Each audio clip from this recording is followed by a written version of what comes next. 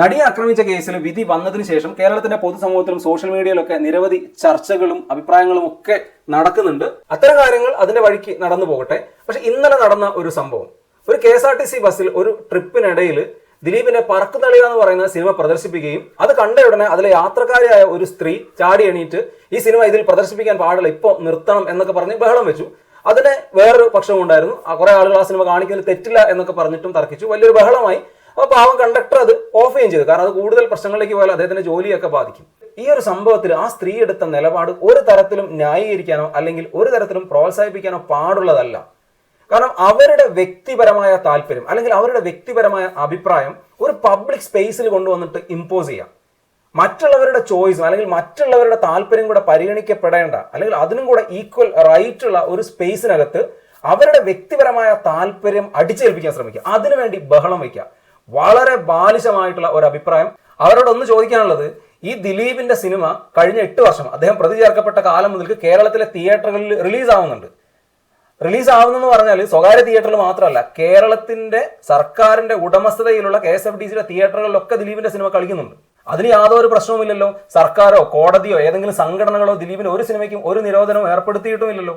ഇനി ദിലീപിന്റെ സിനിമയുടെ ടിക്കറ്റ് വിറ്റ് കിട്ടുന്ന പൈസയുടെ നികുതി പണം കൃത്യമായിട്ട് സർക്കാരിൽ പോകുന്നുണ്ടല്ലോ, അത് സർക്കാർ ഉപയോഗിക്കുകയും ചെയ്യുന്നുണ്ടല്ലോ. അതിനൊന്നും യാതൊരു പ്രശ്നവുമില്ല. ഇനി മറ്റൊരു വിഷയം, സിനിമ എന്ന് പറയുന്നത് ഒരാളുടെ എഫേർട്ട് അല്ല.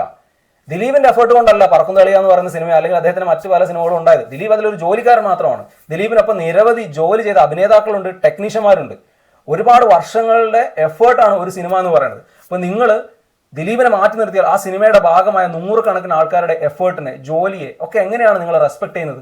ഇനി ഈ വരുന്ന വ്യാഴാഴ്ച ദിലീപിന്റെ ഒരു സിനിമ ലോകമെമ്പാടും റിലീസ് ചെയ്യാണ്.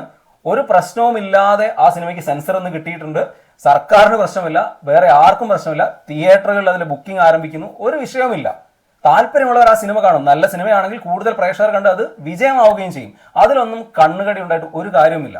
പിന്നെ നിങ്ങൾക്ക് വ്യക്തിപരമായിട്ടുള്ള അഭിപ്രായം നിങ്ങളുടെ വീട്ടിലോ നിങ്ങളുടെ പ്രൈവറ്റ് സ്പേസിലോ മാത്രം ആണ് നിങ്ങൾ ഇമ്പോസ് ചെയ്യേണ്ടത്.